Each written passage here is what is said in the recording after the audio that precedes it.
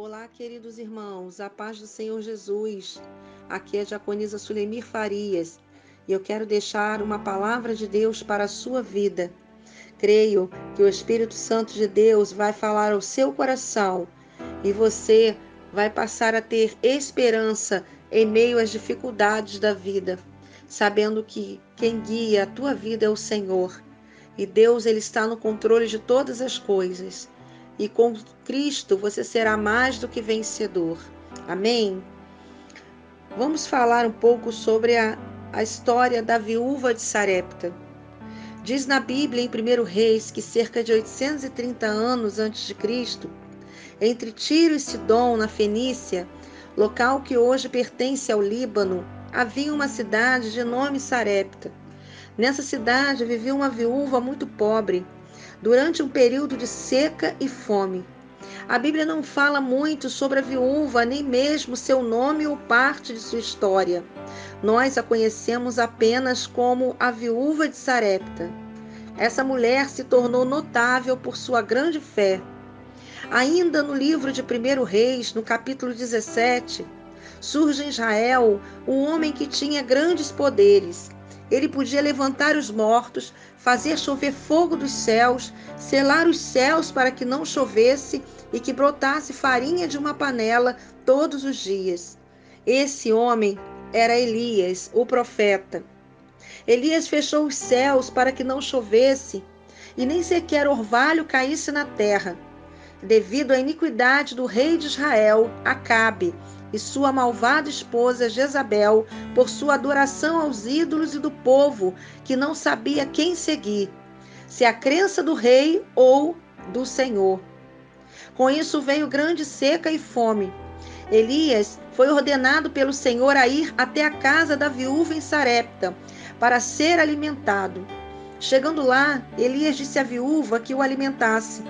Esta lhe respondeu que não tinha alimento a não ser um pouco de farinha e azeite numa panela, e que ela faria 2 bolinhos para ela e o filho comerem, e em seguida aguardar a morte pela fome, pois não tinham mais nada. Elias a instruiu a fazer primeiro um bolo e trazer para ele. A viúva obedeceu e o alimentou primeiro. Elias não foi egoísta em fazer isso. Era um teste de fé e a viúva foi aprovada. Elias abençoou sua casa, dizendo que nem a farinha e nem o azeite acabariam. E assim foi o que aconteceu.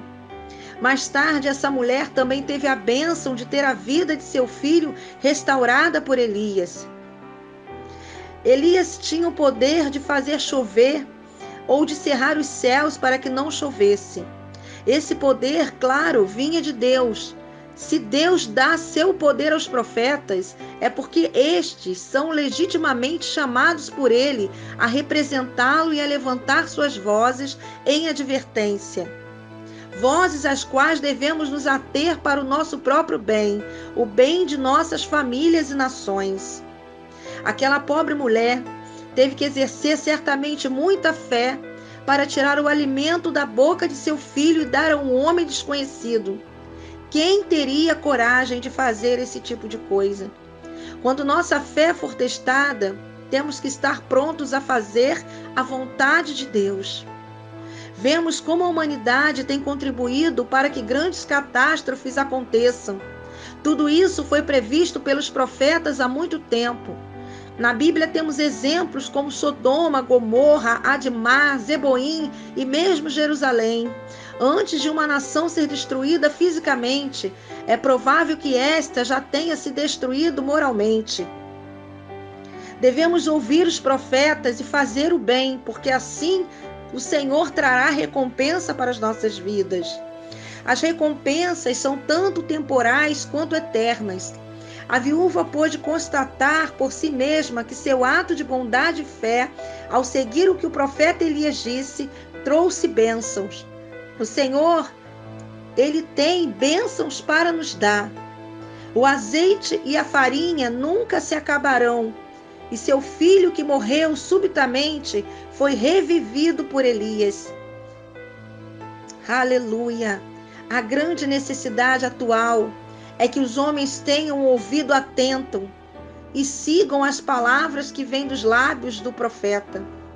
Pois a maior necessidade do mundo de hoje não é a de um profeta mandado pelo Senhor para revelar seu intento, porque o Senhor, ele já fez isso.